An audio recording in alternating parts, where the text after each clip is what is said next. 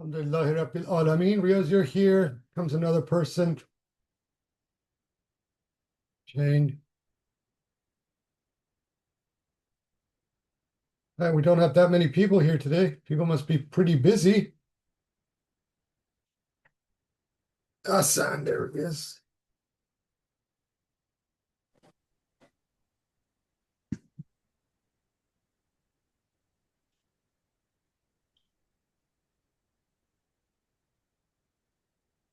Coming in. Whoop. There he is. Okay. Shane, if you can put your microphone on mute, please. There we are. Okay. All right, everybody.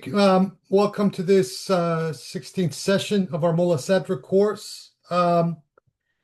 We're going to read these next couple of sections slowly. I said the first and second section of the section B of the second illumination, but this is a pretty long section. There's a lot of material to be covered. So we will take this first section, its opening prologue, and then the actual first section for this week. Then the following week, we will do 2 and 3.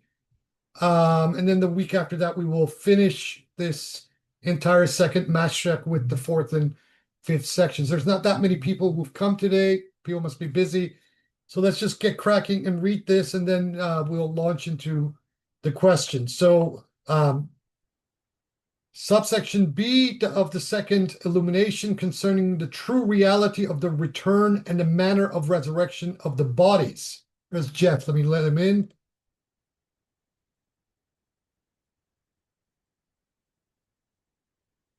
He's coming, joining.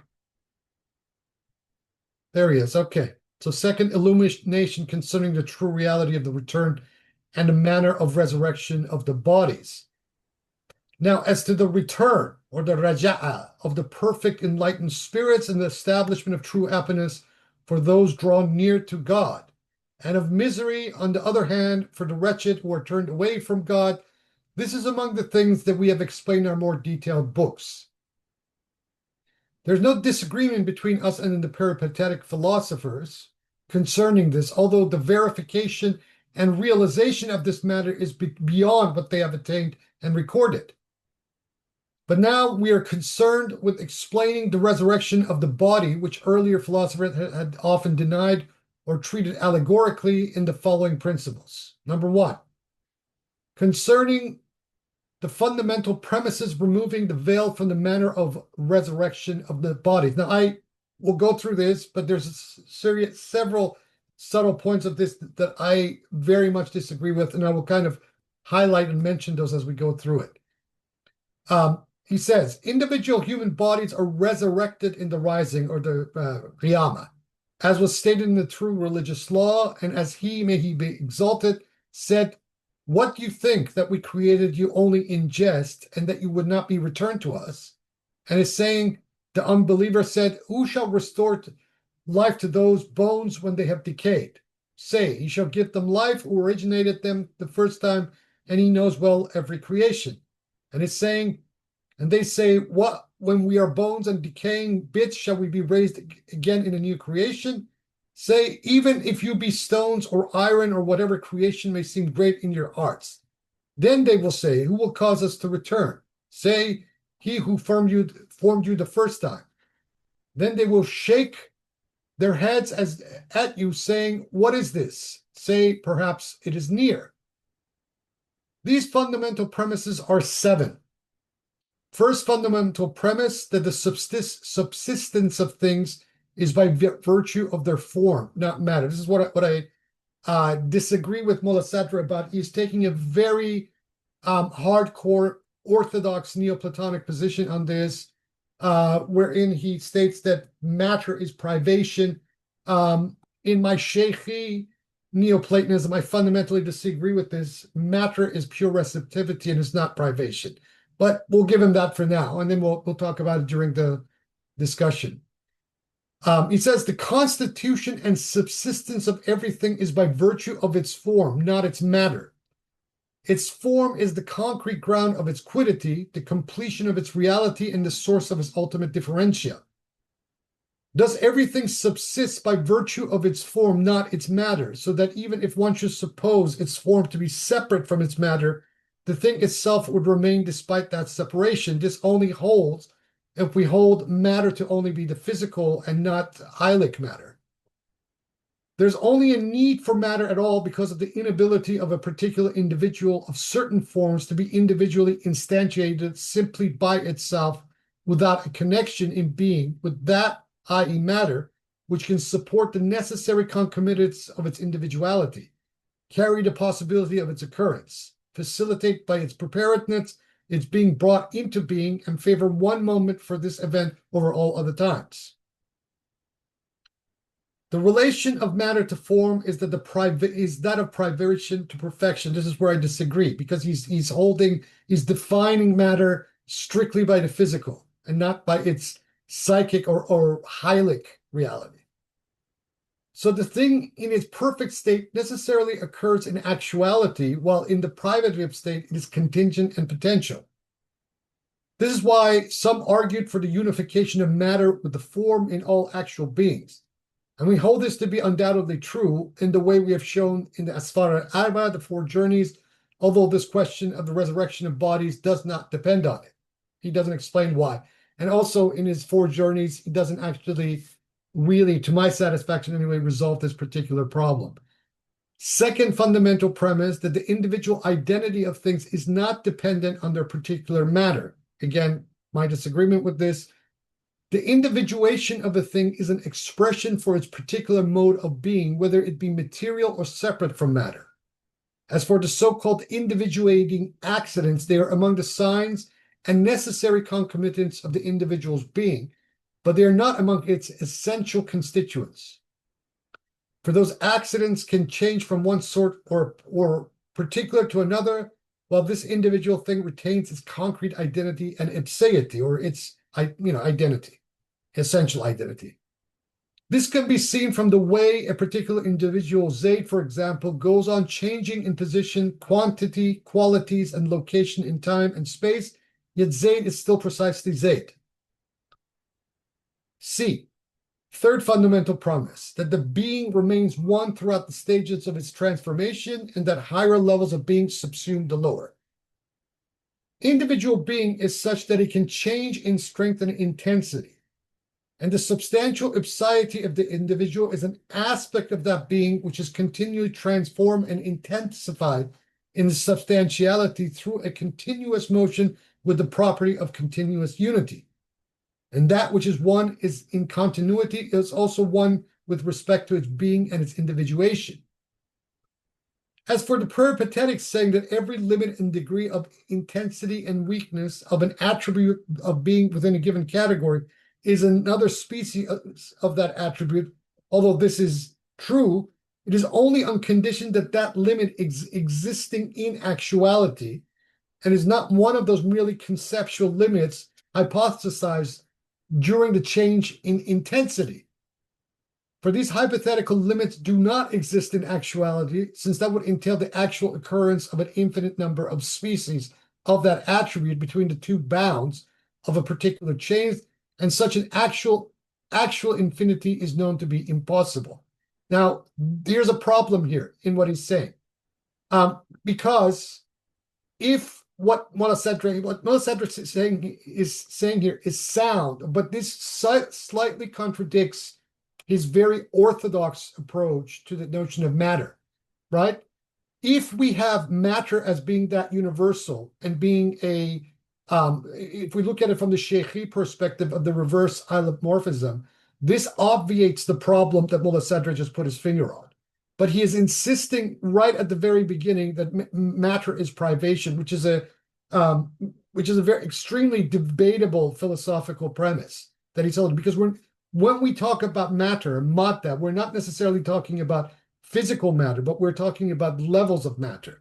So there is hylic matter, and hylic matter is that spiritual matter that, at least in a very satisfactory way, Sheikh Ahmed al-Asai resolved this problem by associating matter in that universal hylic reality to being, right? Whereas form is more correctly, as Mulla Sadra himself is conceding, is more correctly corresponded with essence or quiddity.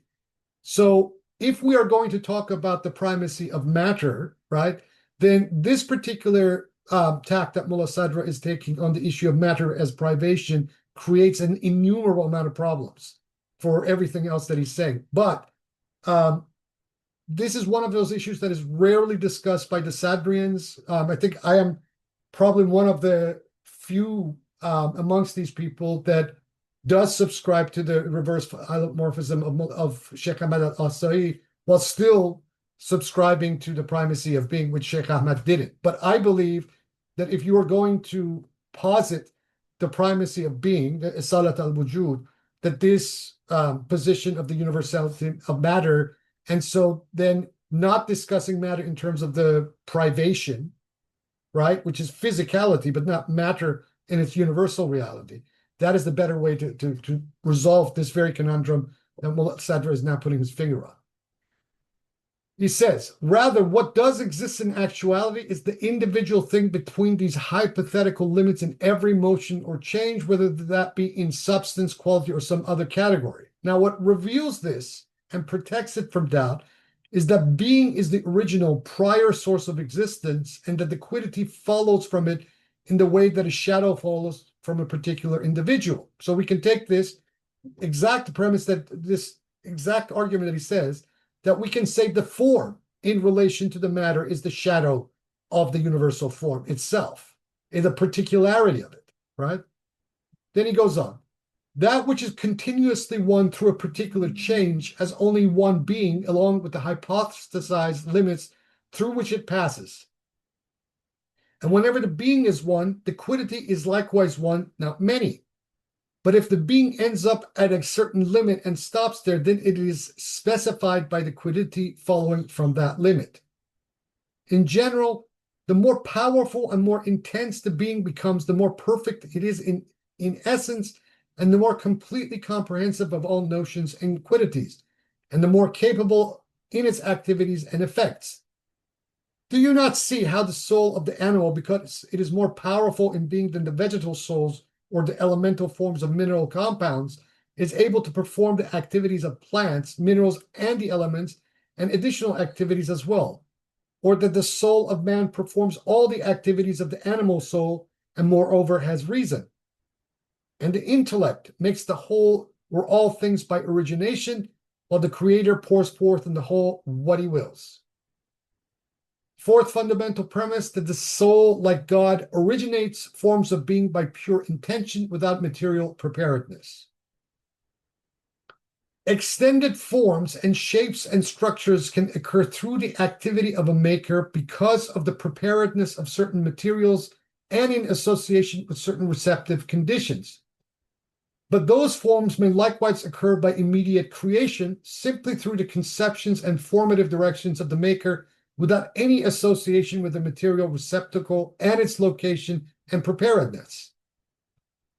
The being of the planets and heavenly spheres is like that, through God's immediate conception of their principles and formative directions, and through his knowledge may he be exalted of the most perfect order, without any preceding material receptivity or deservedness.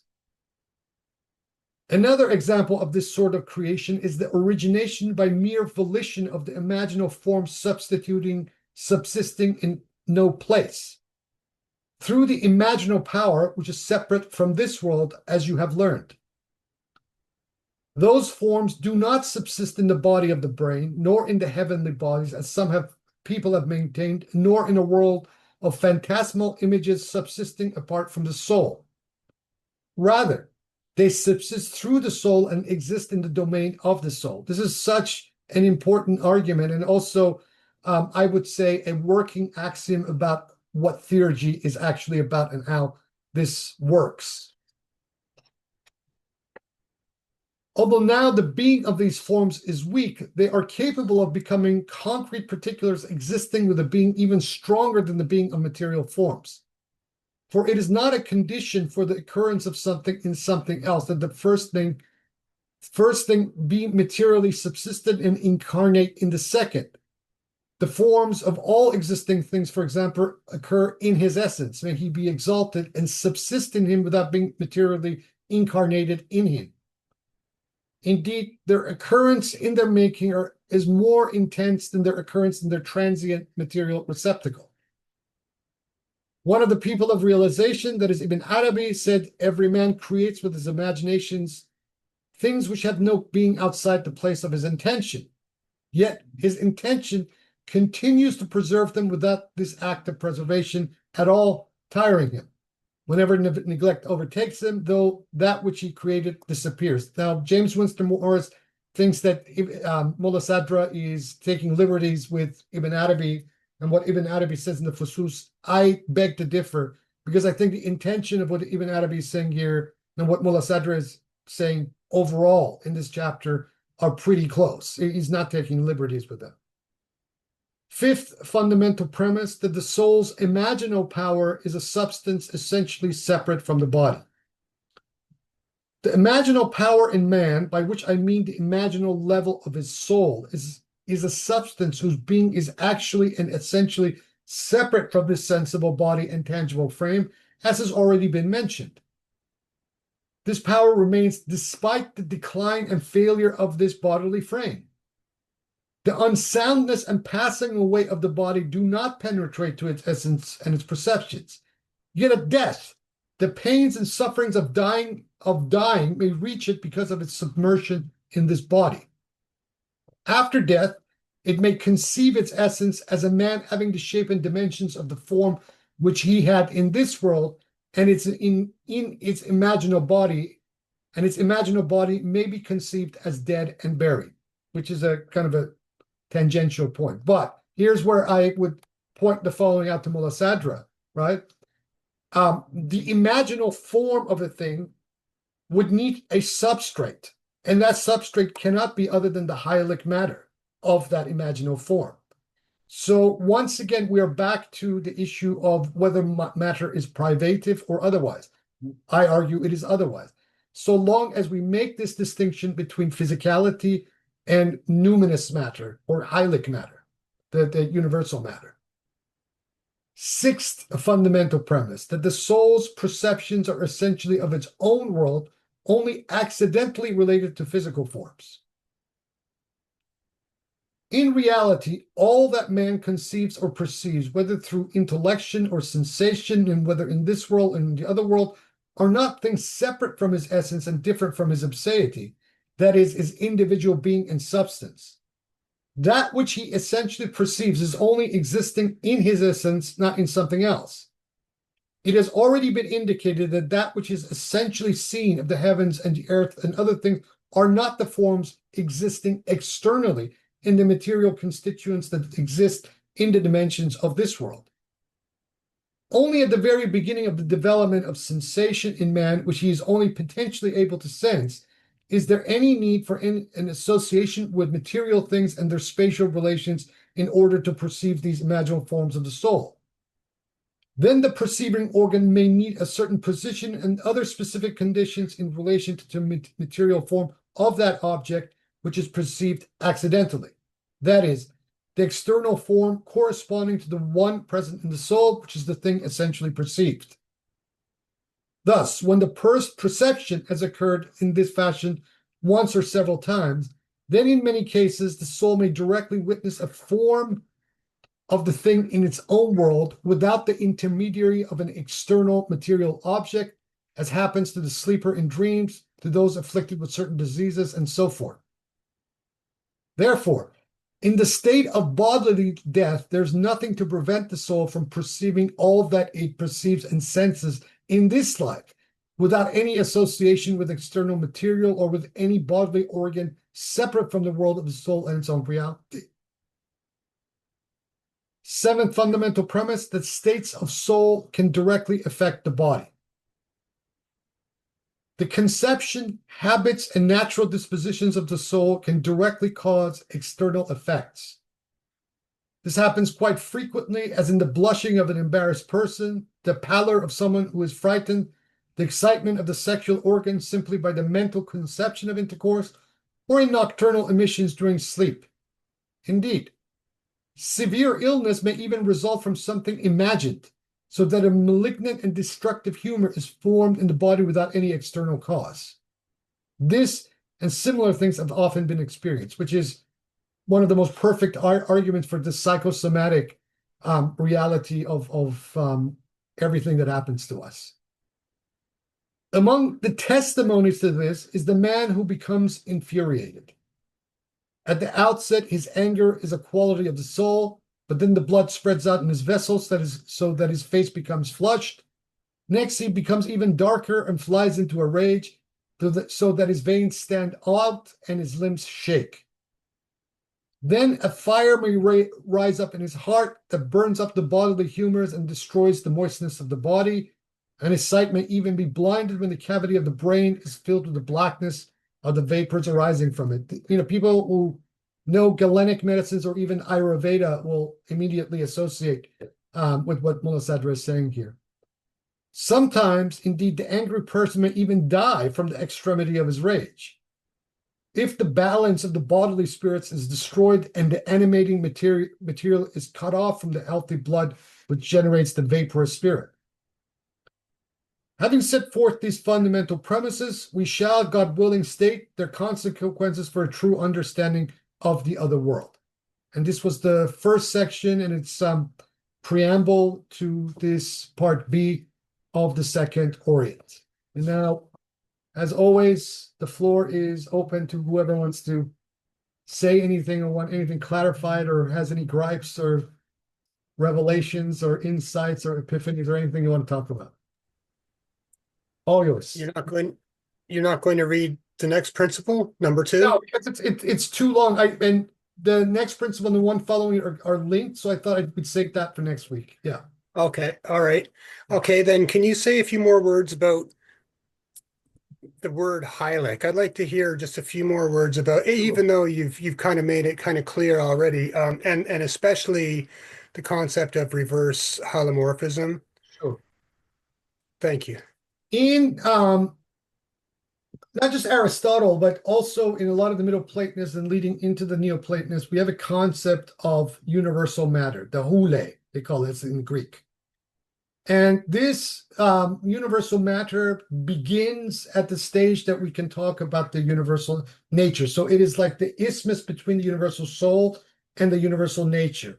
That is the heilig matter. It is what binds the universal soul with the universal nature. And when we're talking universal here, we're still talking at the level of the spirit itself, right? So from the universal, the hule, this universal matter flows the universal nature, and from universal nature flows the physicality of the material, physical, spatio-temporal world, right? But this hule, this universal matter is not itself the physicality.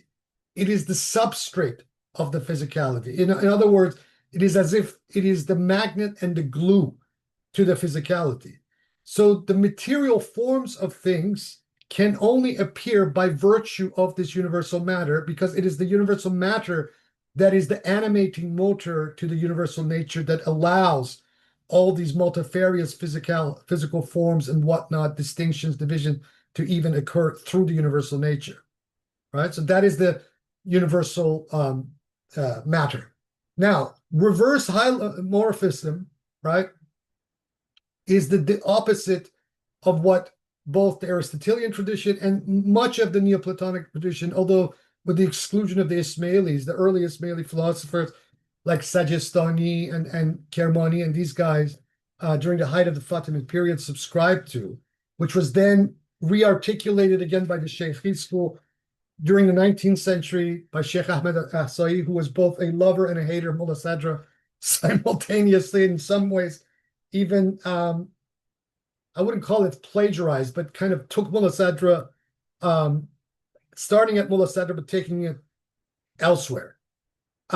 He proposed this, and he proposed this on the principle that corresponding universal matter to being itself, right? Because being is the universal. It is the both the Ankara al-Munkarat, the indefinable of the indefinables. It is primary, right? Not so much in Sheikh Ahmad's scheme, but in Mulla Sadra's scheme. So, but Sheikh Ahmad associated universal matter with being. So that the beingness, the existentiation of the form, the quiddity, the essence occurs as a secondary reality to this, principle of correspondence between universal matter and existence. So universal matter is to the universal being what universal form is, to each of its individuations in the world of matter and elsewhere. But Mulla Sadra, as a close reader of Plotinus in the form of the theology of Aristotle, has subscribed to this early Neoplatonic bias about matter being tolma, being privation, pure privation. But the argument is counterintuitive. And in fact, even some of the later Neoplatonists, although they don't overtly state it, like Proclus, sort of began to move away from this very negative attitude towards matter for a simple reason, because the material world, and especially the natural world, is the locus of the appearance of the henads. The henads being the Neoplatonic kind of technical term for the gods. The henad means one in Greek, and the henads as the plural are the appearance of the primary henad, which is the one, right? So the gods in this, Iamblican, Proclean Neoplatonism occur and appear and manifest themselves. So we have theophanies of these various henads in the world through statues and effigies and icons and that sort of thing. The whole of the book, The Mysteries, or the Mysteries, which is a very important second generation text of Neoplatonism after the Enneads, is all about this. How it is possible that the statues and these figures and figurines can be taken as sacred by the sage. And this high priest, Egyptian priest, who's actually Iamblichus himself, when he has this discussion with Porphyry, explains all of this and it becomes quite dense and philosophical. So when we subscribe to this particular point of view, then matter in itself, we can take matter in its physicalities as being kind of a form of privation. But by virtue of that which is its substrate, which is the Heilig universal matter, or the Hule, it is not privation, it is pure potentiality and pure possibility. And particularly given the fact that it is the domain that, at least here in the boondocks of existence, in this material world, the gods and the theophanies and these appearances and epiphanies can occur from the other side to this world. So there's no break as such. And even though Sheikh Ahmed Ahsai doesn't quite get into this kind of discussion the way that the pagan Neoplatonists did, nevertheless, the consequence of his reverse hylomorphism is exactly the same, in a very subtle way, thereby telling us how, for example, the raja'a, the return, which is a very central feature of Shiite doctrine, can occur in the material world without, descending either into, some crass formulations of reincarnation or the, popular notions about the transmigration of soul, because this Heilig universal matter is pure spirit itself already. It's in essence, it's an active modality of the spirit in the world and on all levels of it simultaneously. Okay, thank you. That's great. Does that explain or touch on the notion of the two corporate can't even speak right now. Yeah. Corporealities. Corporeality and subtlety. Yeah, the jasad A and just Right. Yeah, that Al-Asai talks about in great detail in his Sharh Ziyara, which Corban kind of summarizes in the second part of his Spiritual Body and Celestial Earth. So yes, Mulla Sadra, he's following a very classic Orthodox Neoplatonic formulation from Plotinus. But this tradition itself kind of advanced beyond that.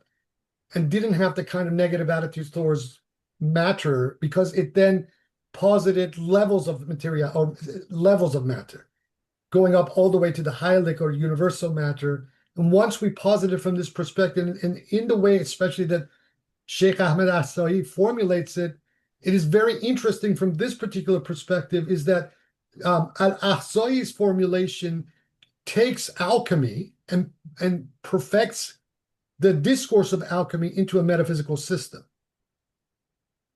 right? And that is why his notion of matter is positive, whereas Mulla Sadra, who was probably not he probably never practiced alchemy in his life, didn't really understand this particular aspect.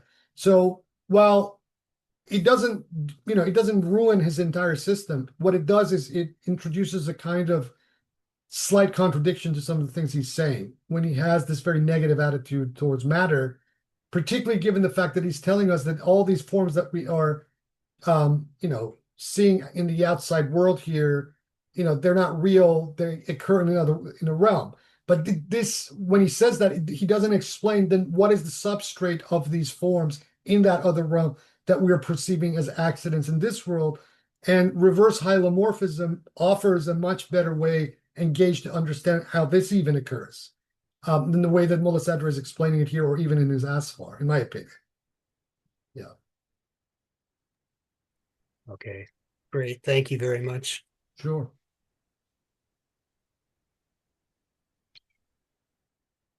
Anybody else? Is there any correspondence between, say, the life force of a being living on Earth and the universal Hele, or is the life force something that is engendered from the soul of that individual? Well, the soul is engendered through this process, of the hypostasis that includes the universal matter within it. And if we look at universal matter as being that isthmus between the universal soul and the universal nature, then obviously the soul contains that hylic matter within it. This is one of its features, which is what Sheikh Ahmed Al-Asai spends many, many, many pages in his Sharh al-Ziyara explaining, and his discussion of this point, this specific point, is in fact very deep, and he brings forth as his evidence a lot of different Shia hadith and analyzes them in extremely precise analytical ways to derive this principle of reverse hylomorphism. Asai was a very careful reader of the Shiite hadith. I mean, he accepted, and he says this many times, that there's also a lot of contradictions, if we take some of these hadith at face value from one proposition to the next. But he had read through all of these, and in the way that he referees on the various points between these hadith to derive this principle of reverse hylomorphism is actually quite genius. So he looked on this particular point, he looked much deeper than Mulla Sadra did on this particular point. I disagree with him about many other things. Asai seems to want to, return to kind of a primacy of quiddity kind of position. And his arguments in that regard are, in fact, are weak. And he sort of contradicts himself in many places. Because if you subscribe to the primacy of matter or any kind of reverse hylomorphism, in my opinion, the logical step in the final correspondence would be the primacy of being itself, because he is corresponding universal matter to being. So that's my opinion. So to get back to your question, absolutely, the life force itself is a feature of the universal matter, the Heilig. Yeah. So, what's the name of the philosopher you referred to? Al-Ahsai, Sheikh Ahmed Al-Ahsai, the founder of the Sheikhi school. Yeah. Yep, thanks. It's great. Thank you. Sure thing.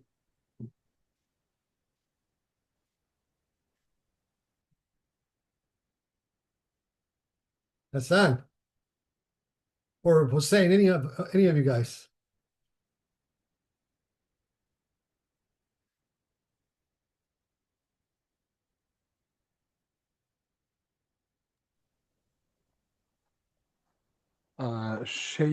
Here, don't remember in which of the points it was exactly, but I can understand what they mean that in the substantial motion between two limits, the first limit and the second limit, in any point of this motion, we can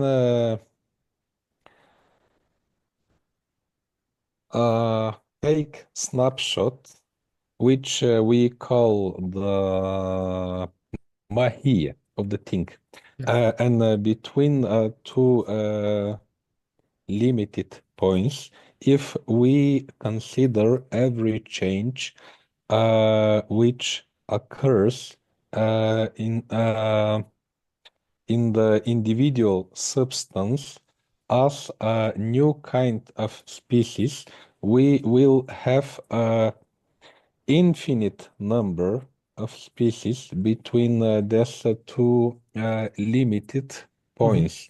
And then they proceed with saying if we consider them as something in potential, it would not be problem. But if we take them as something which happens in actuality, then it will raise a contradiction. Well, the contradiction he is trying to put his finger on, Mulla Sadra wants to avoid the infinite regress, right? So if we put a innumerable or indefinite number of limits in each of these limits, what it does in his logic is that it produces other beings, right?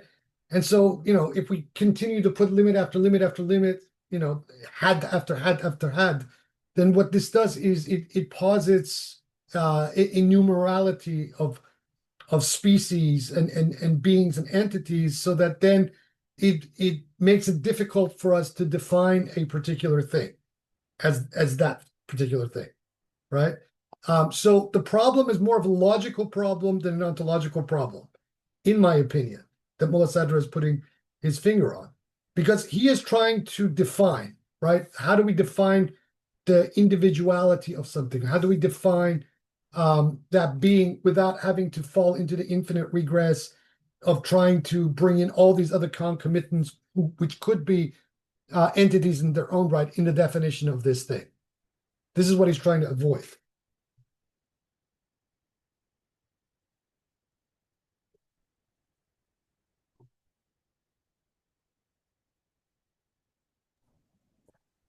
So, for example, if we take, let's say, the evolution of a human, in the beginning, in the, let's say, in the form of embryo, then like after the birth, baby, human individual, then his existence in the barzakh, then his existence, let's say, in the hellfire or paradise.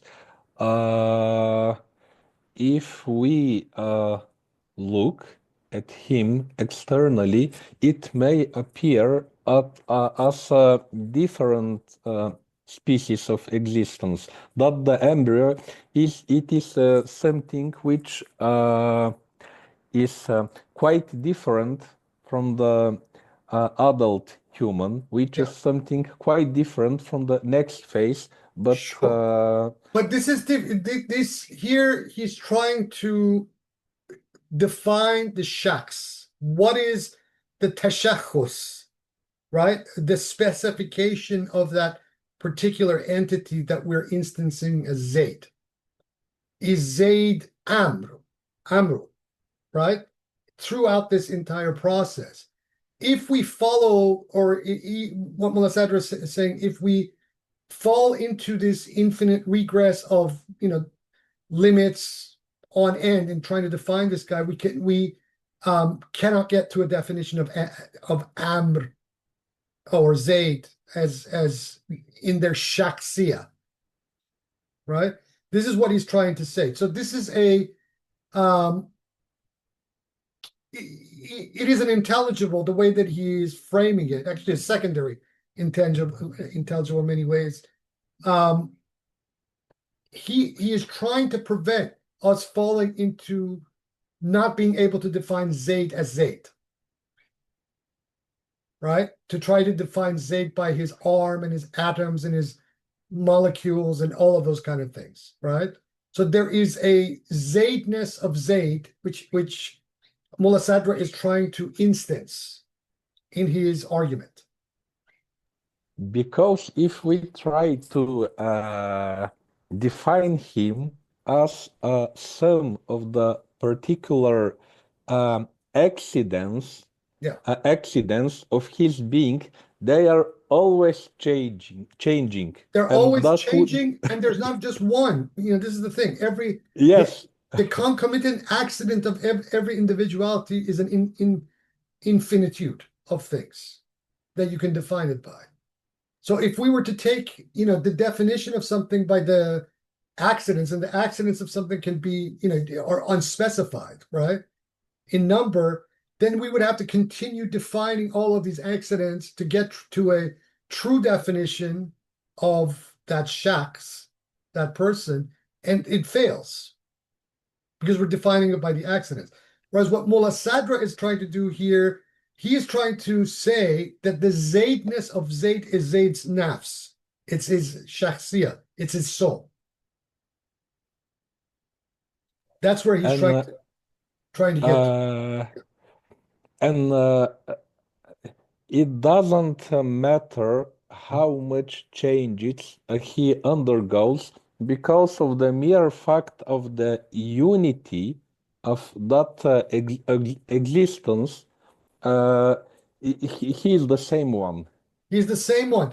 And this, in a sense, once we get to the Asfar, especially in the first book of it, is one of the arguments that Mulla Sadra used as a refutation of reincarnation, the literal reincarnation that many, some sects of the time, like the Nuqtawiyya or some of the Qalis in the early centuries of Islam subscribed to, when these days, with a lot of the New Agers and this silly cult of the Ahmadiyya religion of light and peace, they believe in the same nonsense. So, but what Mulla Sadra is putting his finger on is that this is, kind of in a very subtle way. When we talk about the uniqueness of every form, of every quiddity, right? This also then obviates a repetition, right? And from a logical point of view, then it helps us to not have to define something by the accident. See, one of the fallacies of reincarnation, he puts his finger on this in the Asfar. One of the fallacies of reincarnation is that it is taking the accidents as the definition, or not, and even very secondary accidents to a particular individual. So, whereas, from the point of view of this school, I mean, it subscribes to Raja'a, because Raja'a return is a very central feature of Shiite doctrine. But Raja'a, according to Mulla Sadra, and then as it gets further developed on in this school, and then with the Sheikhis and the Babis, is not reincarnation. It is a return. It's a reoccurrence of the same at the level of an archetype, not at the level of the accidental features of a given thing, or even at the level of the essentiality, the true definition of a thing, right? Something can exhibit features of something that have gone in the past without being that thing in the past.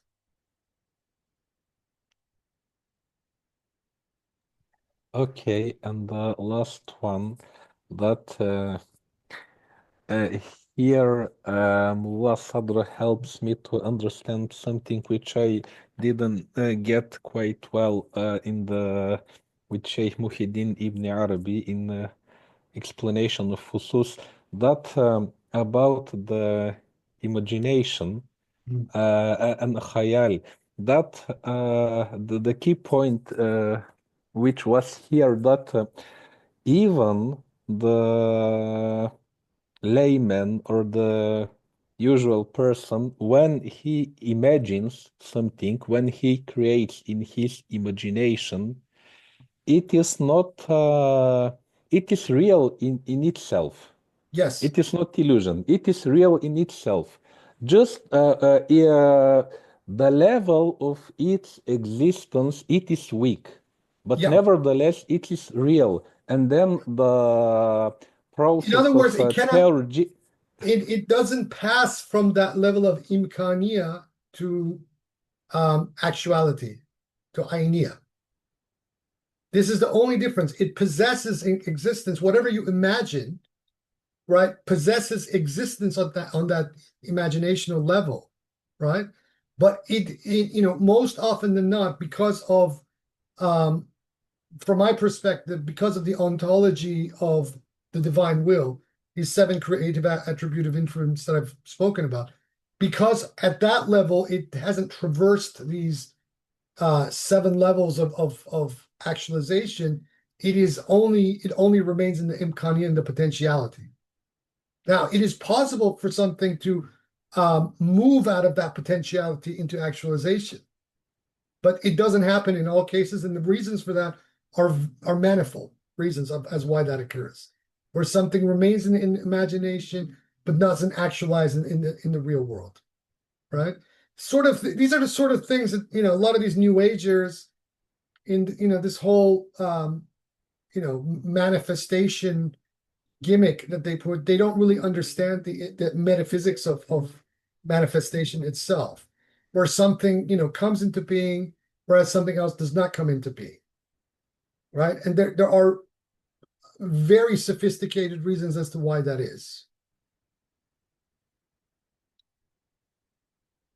So in Sadrian terms, traversing these seven, let's say, stages of becoming, it would be called that in every next stage, the level of its existence become more strong and more strong Yeah. until the full actualization. Yeah, absolutely. We can even frame it in these terms. If we take Ibn Arabi, what Ibn Arabi told us about the nature of the Mashiach, the divine will, right? We can even posit it from this perspective. Whatever you imagine, right? Even if you imagine a square circle, whatever, these are contents of the outflow of the divine will itself. But as we learn from the sixth Imam, Jafar as-Sadiq alayhi salam, all things that flow out of the divine will do not actualize until that authorization is given, until they reach the level of the divine qada, the level of the divine authorization. This is where then he says in that famous hadith, where either the execution of the thing comes about, that means that it flows into the wujud ayniyah, or it does, it just basically stops by the divine decree. It just stops where it is. And this is what he then explains the reality of al-bada'a, the alteration of plans. And this whole thing is part of the alteration. So the alteration of plans, al-bada'a, is occurring in that phenomena where we are imagining all kinds of things that don't actually transpire into real existence, whereas certain things that we do imagine do actually come into being. Whether we do this consciously through some kind of a theurgical operation, or whether we just, are sitting and imagining it, and it may flow into being just by just by thinking it, just by imagining it. So right there, this whole phenomena between things actualizing through our imagination or not is giving us information about what al-bada, the alteration of plans that the sixth Imam alayhi salam talks about. Thank you very much, You're Sayyidi. very welcome.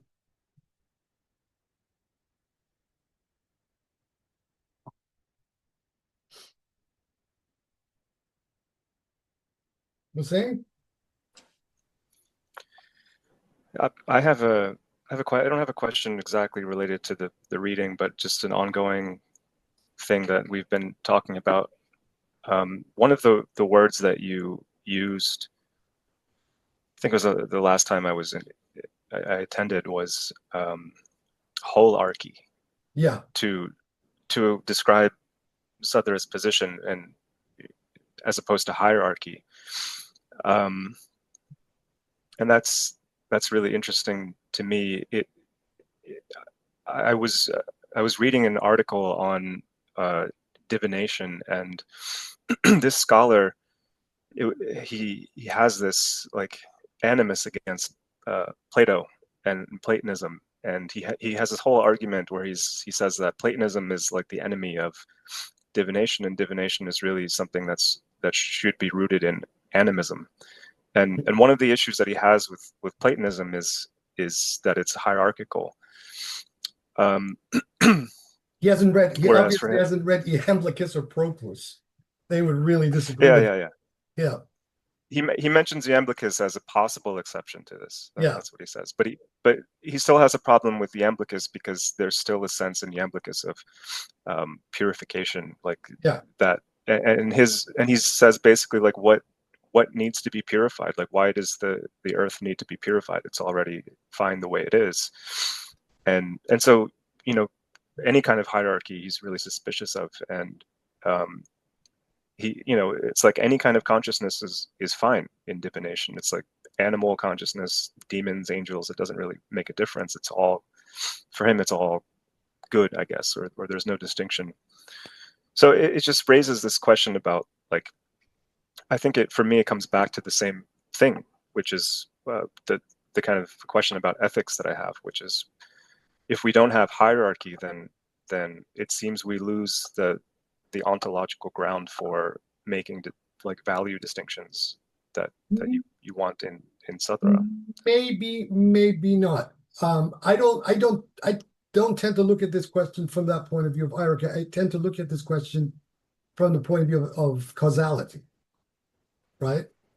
If A action produces C, and this action that produces C is unsalutary, then we can take it as being unethical. But if action A produces a positive result for B, then from that vantage point, we can take it as being ethical. Rather than the problem with when you look at ethics from a hierarchical point of view, this is the problem of the exoteric religions, especially in the Abrahamic tradition, have created, where good and bad is established by fiat rather than by causality. And I think that to some degree, Plato does answer this question in, I believe it's the Phaedo. But if we keep looking at this issue from that point of view, then the issue of hierarchy itself becomes very tangential. I mean, I don't, personally, I don't believe that God is sitting there and doing this to everybody, shaking his finger, do and don't.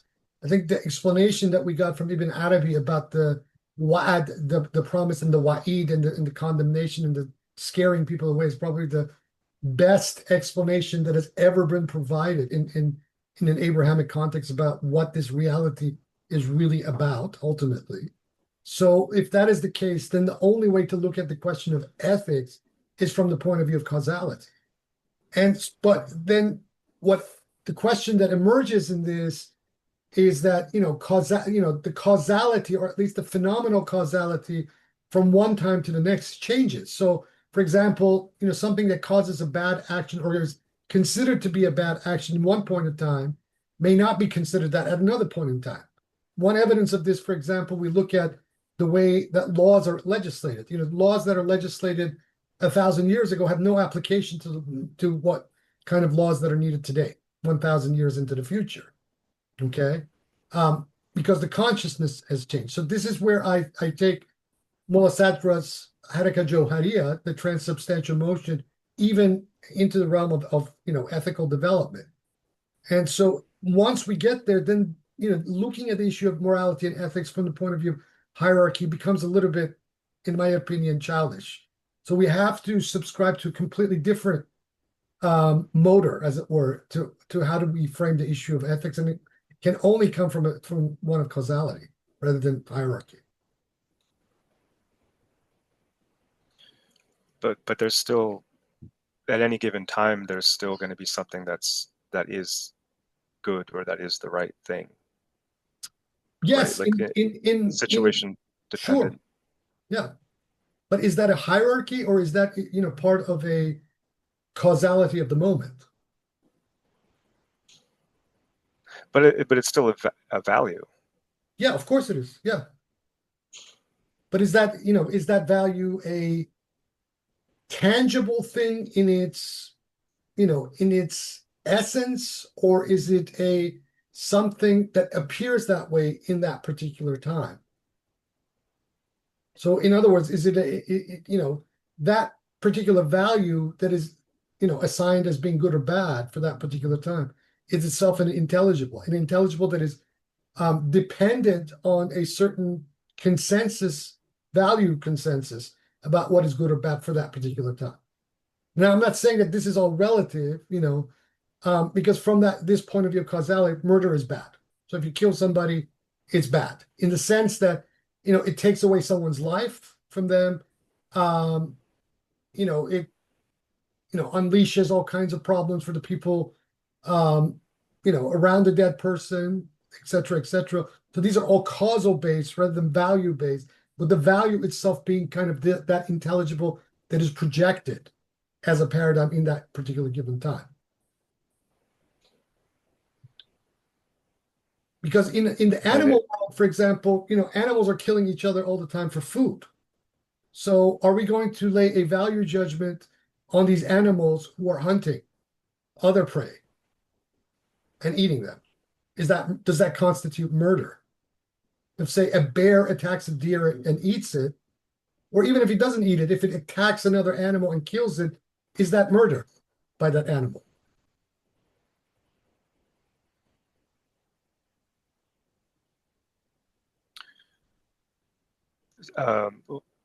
So then the another question that would come up for me would be like, it seems like what we're doing is we're detaching the idea of goodness from any like ontological essences, like spiritual versus animal, or up versus down, or goodness, so long as what we are projecting on the idea of the good is a sentimentalist one. But when you look at the notion that Plato uses, to agathon is not sentimental. When you unpack the concept of agathon, the good, this has kind of more of a conception of balance, equilibrium, order in the universe, rather than, it's good in a sentimentalist kind of way. That's the Platonic, when Aristotle kind of does that himself in the Ethics and elsewhere in his corpus.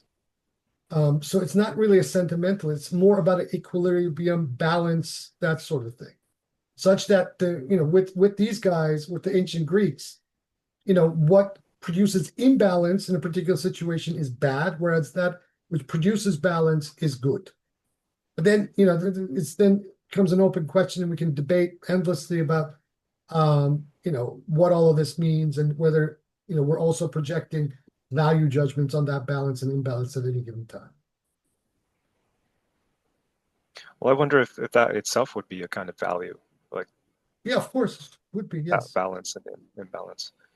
Um, uh, okay, I'm also thinking about, like, you said, I think related to this is when we were talking about the imagination, and the same thing comes up there, which is that sometimes we have basti and qatti kind of imaginings, and it's important not to assign different value judgments.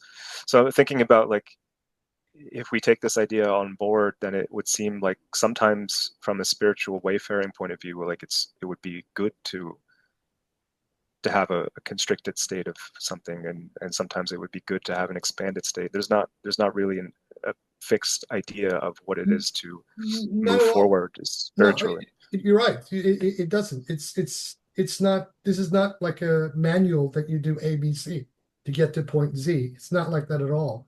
The way I phrase it, when people come to me, I mean, I've had people come to me who claim to have OCD and all kinds of, psychiatrically diagnosed mental issues, which I think are fictional ultimately in the science itself. from my point of view, from my metaphysical point of view, on that level of thought, whatever exists is already part and parcel of the outflowing of the divine will. It exists because it has been willed to exist. Now, what has been willed to exist does not mean that for the vehicle that is imagining that it might be balancing. It could be extremely unbalancing, right? So then the question becomes, how do we balance that individual in light of that imagining that has its source in the divine will? That is the question. So then that becomes the issue of the wayfaring, how to balance that individual so they can deal with their life rather than, having to constantly obsess over this, that, or the other thing, right? So that they can function for themselves. But you're absolutely right. Whether we're talking about a Basti state or a Qabzi state, these are just basically states. So what a Salik has to accomplish in their wayfaring, their suluk, is to come to that balance. Do not apply a value judgment to either the expansion or the contraction. This is why my own sheikh was constantly hammering not to fall into the fallacy of, constantly wanting the expansion and then deriding the contraction. He was saying that, there is a lot you can learn from the contraction, just as, you're elated in the state of expansion, because these two states come and go, right? And they're both states of God. It's part of the inhalation and exhalation, if you would, of God, the nafas al-rahmaniyah. But the point is that once a given wafer matures is when they realize in actualization within themselves that this is just a continuum of the same. This is just God producing these endless states out of itself, the divine will. It's pouring everything out. Even the most unsalutary things that you can possibly imagine are ultimately rooted in the divine will because they're pouring out of it. So there's nothing in existence that is outside of God. But still, as human beings, in these very fragile vehicles, whether mental or physical, we have to be able to navigate our own lives, live within the within the consensus realities of the world that we are inhabiting, etc., etc. I like the idea of balance. It matches up nicely with the idea of wholeness, which is something I've often thought about. Like, I think because of Carl Jung, just like that influence that he has on me, because for him it was such a big thing. He has a whole discussion about how if we want wholeness, and he means this in psychological life, one of the things that often we have to sacrifice is perfection. Yeah. But there's a tension in, at least in the terminology there, with figures like Mulla Sadra, because it seems that at least perfection is something he wants to hold on to, and in Ibn Arabi too, right? This idea that all of creation is for the sake of God perfecting its own self-knowledge. So do you have a comment about perfection and how that relates to this wholeness? Yeah. There's several different ways to think about it. On the one hand, I look at it more from the point of view of what Ibn Arabi says, as kind of nuanced by what the Bayan says about this issue. And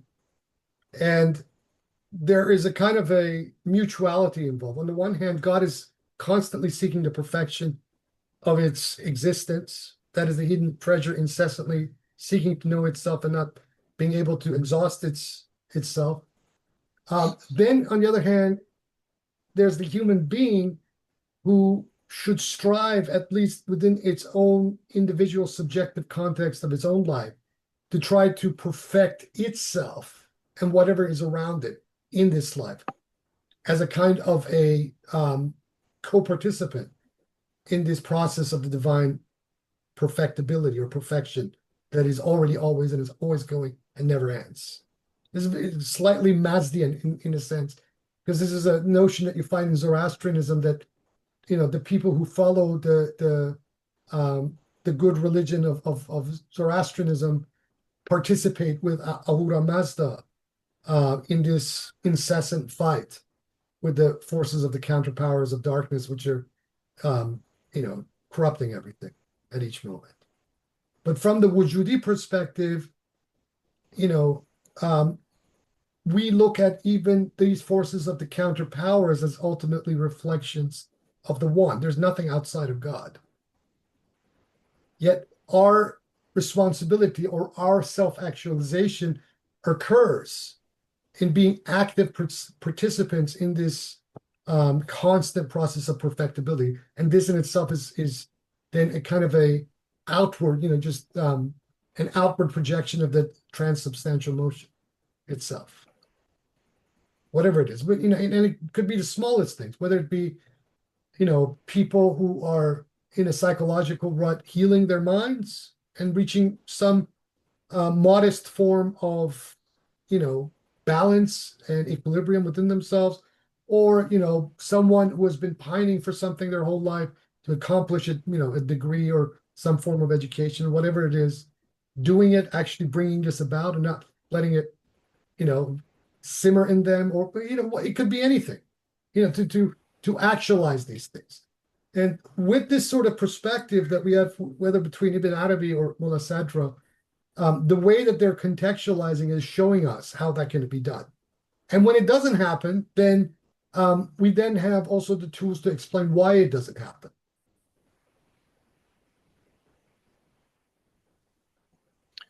It's a really interesting idea to sort of let go of hierarchies and I guess even dualisms and still have some sense of like direction. Yes, that's what this sounds like, and that's part of the problem in that article, which there was a woman who responded to it, and it was a brilliant response. She was basically arguing for, we can have this kind of animistic basis for divination. We need this kind of spontaneity where anything can happen, but at the end of the day, there still has to be some kind of realization or truth. Like everything converges into one thing. So it's really interesting to think how we can have both of those at the same time. I've thought of having some kind of one pointed goal as always being tied to some kind of dualism or hierarchy. Well, this is, in a kind of a roundabout sort of way, this is, I think, the fallacy that you find in a lot of these new age cults and movements that or not even new age. This has been going on for a very long time.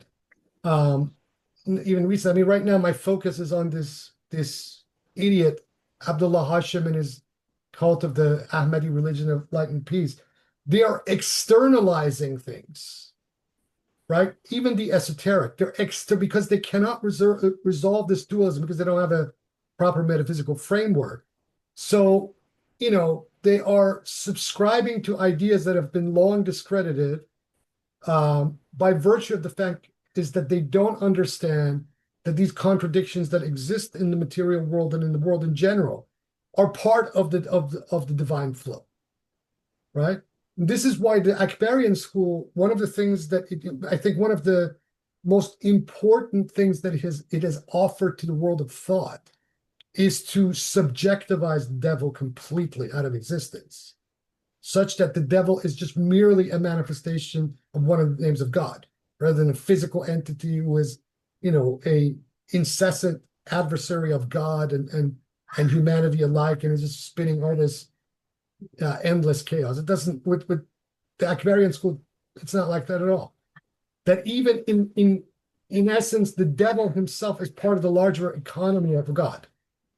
Nothing escapes the being of God. Nothing. Maybe the Christians should learn a thing or two from this, And if you're at that perspective, then your ability to act in the world is that much more powerful, ultimately, is it not?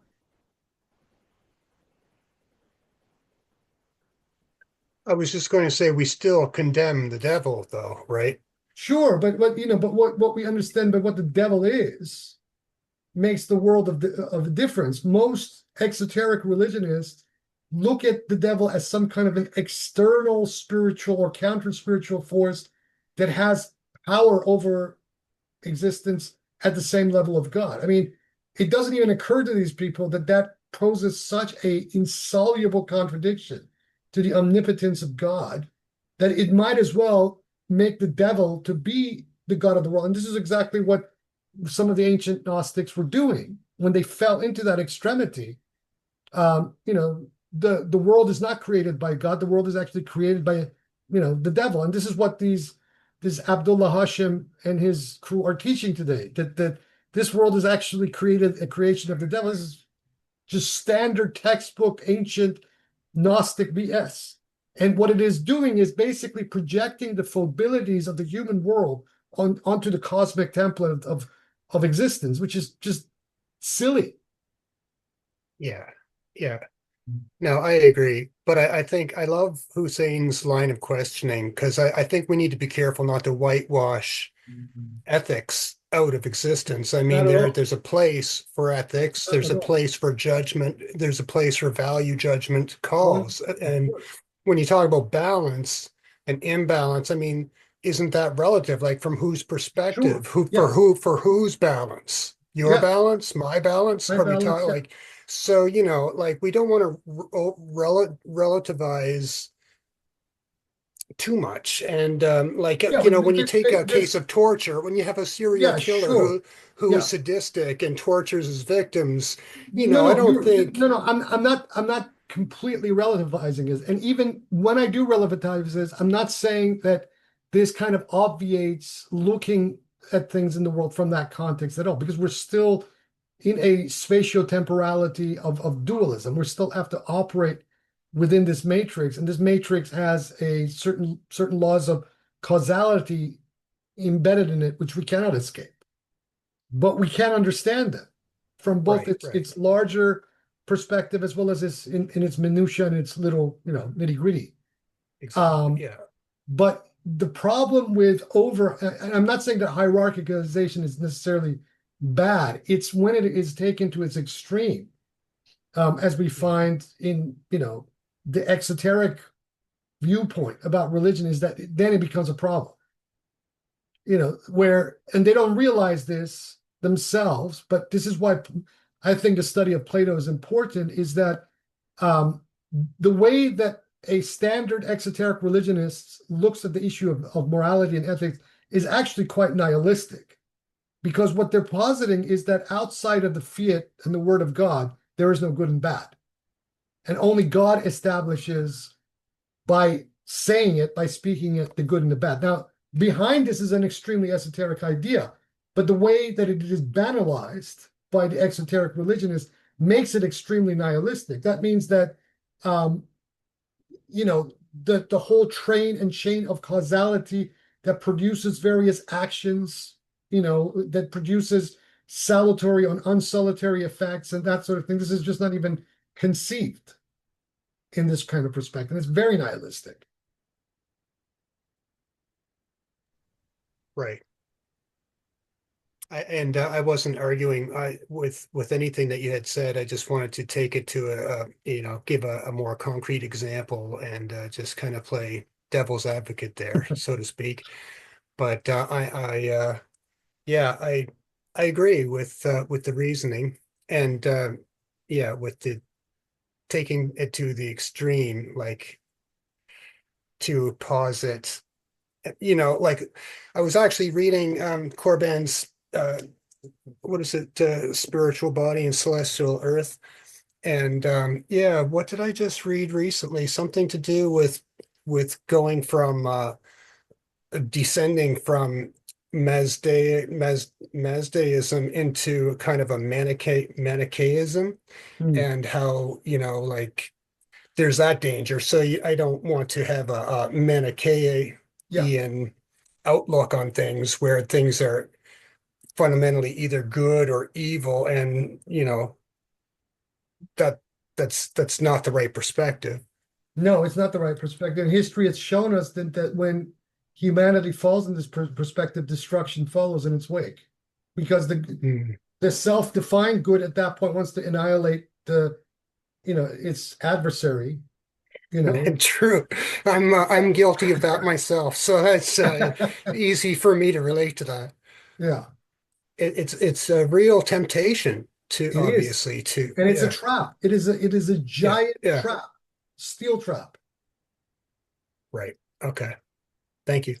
Yeah.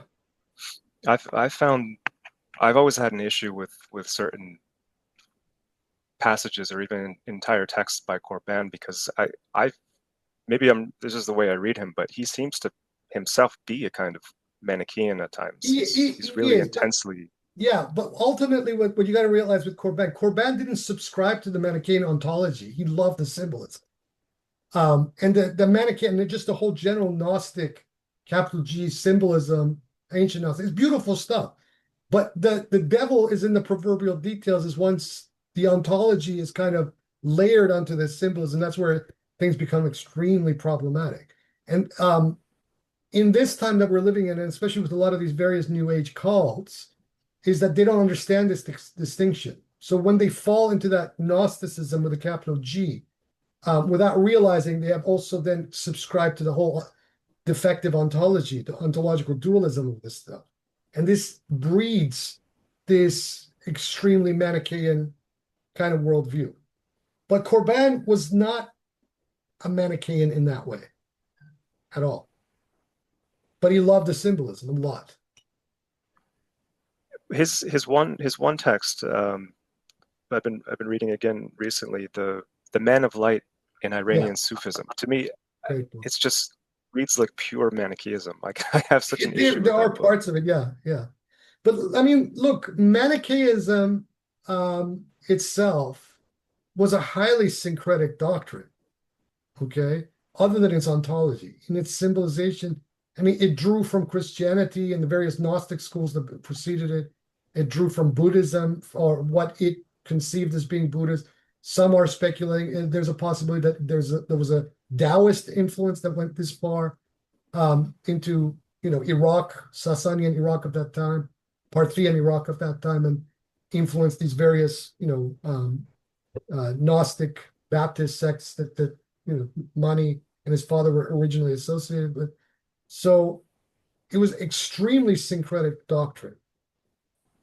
But it suffered this uncompromising ontology of it was its own undoing in many ways. And in the reaction that it solicited from almost every people that it came into contact with, first the Iranians, then later on the Christians in North Africa. I mean, if you read what Augustine has to say about Manichaean, he himself had been a Manichaean before subscribing to Christianity.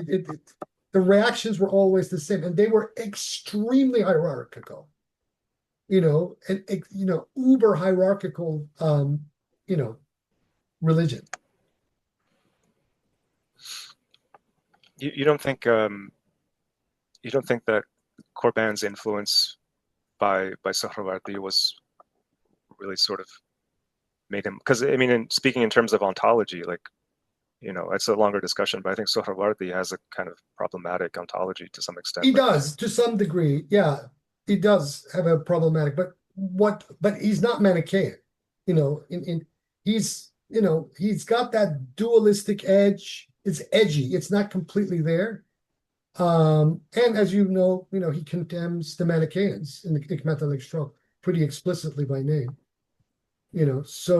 But the symbolism, and I think Corbin is right about this, the Manichaean symbolism does exist in Sohrawardi in various places, and he points this out, particularly in that volume, the L'Archange en Pourpre, the volume where all of Sohrawardi's visionary recitals are translated into French. He points this stuff out all throughout the notes, where you have this kind of quasi Manichaean overlay in some of the things that Sohrawardi is saying. But that's in my opinion, that's neither here nor there. These spiritual cultures themselves are syncretic. Sohrawardi's project, we also have to realize, was unfinished.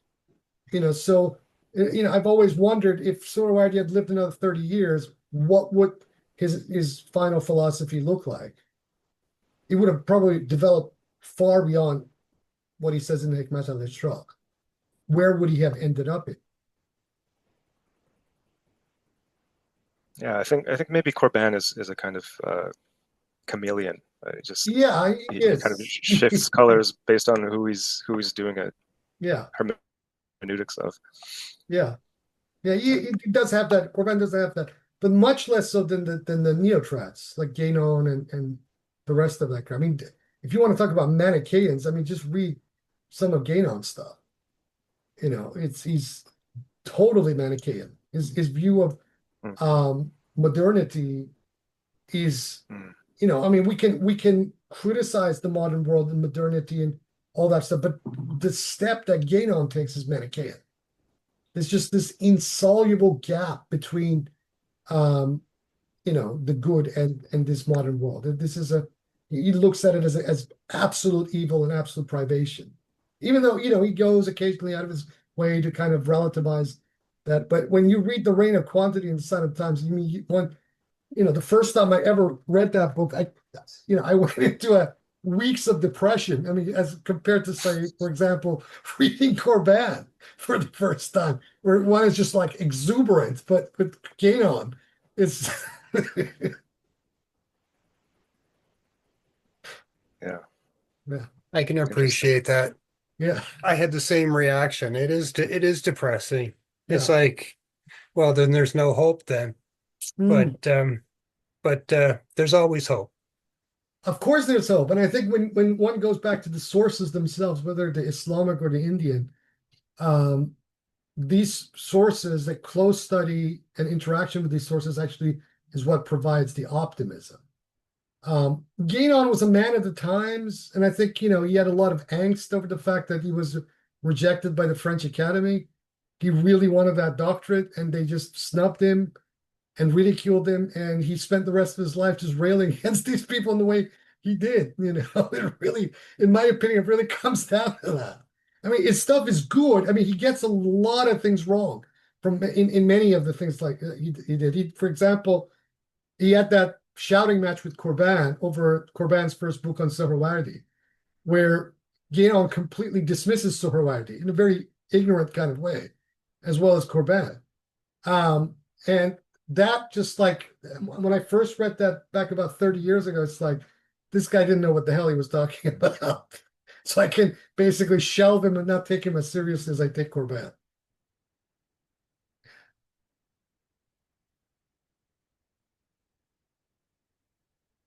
Which, by the way, Hussein, this book is not translated into English, but Corban's first two studies on Suhrawardi have a lot of Manichaean stuff that he discusses in those first two books.